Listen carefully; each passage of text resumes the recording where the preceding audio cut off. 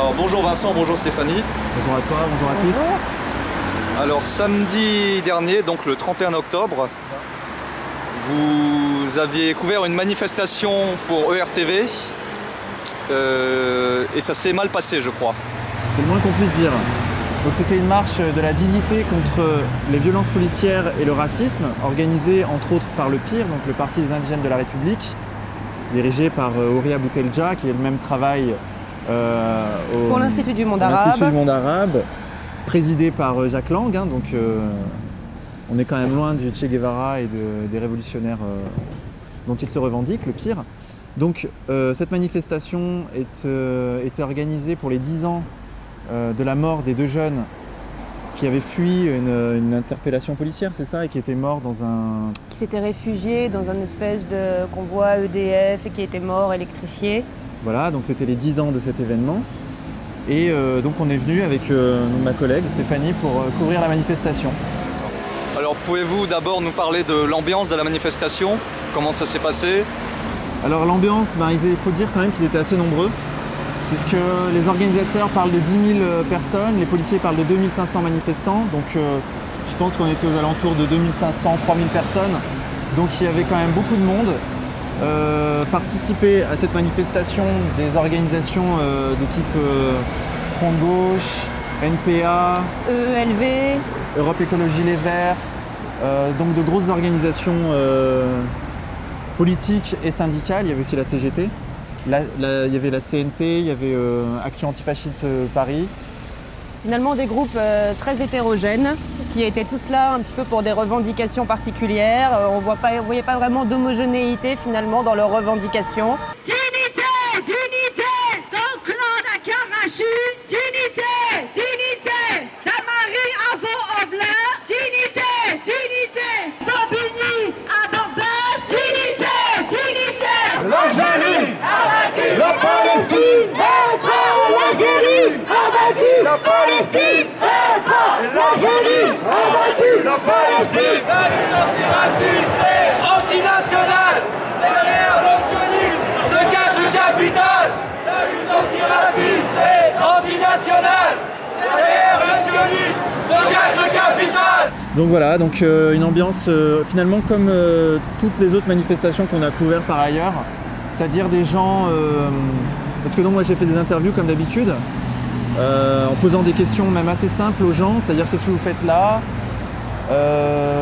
pourquoi êtes-vous là, quel est l'intérêt de la manifestation, Et puis bien sûr, après j'essayais de pousser, comme les internautes ont l'habitude, de pousser un peu les gens dans leurs contradictions en leur demandant, par exemple, je me souviens d'une question que je posais, c'était mais est-ce que pour vous l'immigration c'est quelque chose de bien? C'est une question très simple. Donc au départ, bien sûr, les gens me répondaient bah oui, non, l'immigration c'est bien, c'est le métissage, c'est le mélange, c'est la richesse de l'autre. Et donc ensuite, question suivante, mais est-ce que vous ne pensez pas que l'immigration est au service du grand capital? Voilà, donc c'est vrai que c'était un reportage un peu risqué, il faut le dire, on en avait conscience. Mais vu qu'on vient à deux, sans protection, on est armé que d'une caméra et d'un micro. Et quand les gens ne veulent pas dialoguer, pas de problème, on respecte ça, on ne les force pas à nous parler. Donc voilà, donc on est venu dans cet état d'esprit. Et alors, à quel moment ça a dégénéré, on va dire? Ça a dégénéré pas très longtemps avant qu'on arrive à la place de la Bastille, donc on devait être à 20 minutes de la fin du rassemblement final. Boulevard Beaumarchais, j'étais en train de filmer Vincent, en train de faire un cadre, concentré sur mon cadre et je me suis fait attaquer par derrière. Quelqu'un est arrivé pour me prendre la caméra. Donc voilà, c'est ici qu'a eu lieu le vol, l'agression. Donc effectivement, Stéphanie tenait la caméra d'une main. L'individu s'est approché d'elle, a pris la caméra par surprise et a couru ici près de l'arbre en brandissant la caméra dans ses mains comme un trophée. Donc moi, instinctivement, je l'ai poussé contre l'arbre, j'ai repris la caméra parce qu'en fait, en soi, la personne, c'est un petit blanc, tout maigrichon, avec un kéfier palestinien. Il ne représentait pas tellement un danger. Par contre, une fois que j'ai eu la caméra dans mes mains, deux individus, ou plusieurs en tout cas, m'ont plaqué au sol, ici. Donc là, ils m'ont maintenu fermement au sol, ils m'ont fait une clé de bras pour que je lâche le matériel. Donc à partir de là, j'ai lâché le matériel donc ils l'ont volé. Donc c'est une agression, mais non seulement c'est une agression, c'est également un vol, c'est de la délinquance, c'est un vol crapuleux. Tiens, regarde, ils ont signé leur méfait.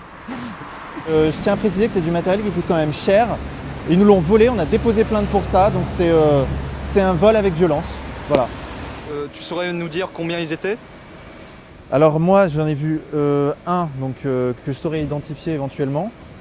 Par contre, les autres, honnêtement, ils étaient très nombreux sur nous. Je dirais qu'ils étaient entre 10 et 15. Mais avec les curieux qui s'agglutinaient, ça a créé une masse de monde et des gens d'ailleurs provenant probablement de plusieurs mouvances. Stéphanie, est-ce qu'ils t'ont agressé toi aussi? Ils m'ont aussi agressé. Alors, le truc quand même qu'il faut souligner, c'est qu'ils n'étaient pas là dans un but de me neutraliser. C'est-à-dire qu'ils auraient pu viser mes jambes, ils auraient pu viser mes bras. C'est absolument pas ce qui s'est passé. Ils m'ont visé systématiquement à la tête, les zones latérales de la tête, donc la partie la plus fragile du crâne. J'ai du mal à croire que ça n'ait pas été fait consciemment, volontairement. Donc pour moi, il y avait vraiment une volonté de me faire très très mal et pas seulement de me neutraliser sur un plan strictement professionnel ou politique. Pour terminer, donc, et je pense qu'on va conclure, à la fin ils étaient à la place de la Bastille, donc c'était puisque en fait la manifestation allait de Barbès à Bastille. Et place de la Bastille, des gens ont pris la parole, dont Bouamama. Nous avons affaire à un système organisé qui a une fonction sociale, qui est de nous amener à accepter une place de dominé, de nous amener à renoncer à nos droits. Alors tu vois les quartiers populaires s'embrasent en posant des problèmes de racisme et d'inégalité. Ce sont ces mêmes personnes-là qui les condamnent, qui envoient les flics et qui répriment. C'est ceux-là qu'on est venu dénoncer. Donc si on prend un peu de hauteur, on remarque une chose, c'est que eux qui se revendiquent des valeurs de tolérance, de débat, de respect de l'être humain. D'ailleurs, il y a une dame qui m'a dit « Mais moi, je respecte tous les êtres humains. » Et donc, je lui ai répondu « Est-ce que vous me respectez, moi ?» Elle savait que j'étais de R.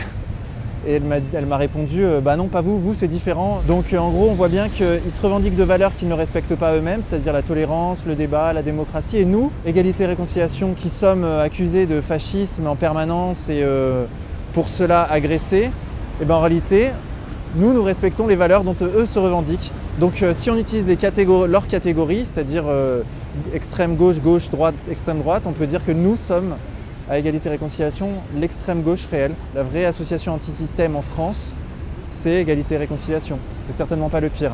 Parce que le racisme que nous dénonçons n'est pas un racisme conjoncturel qui viendrait uniquement de l'extrême droite française.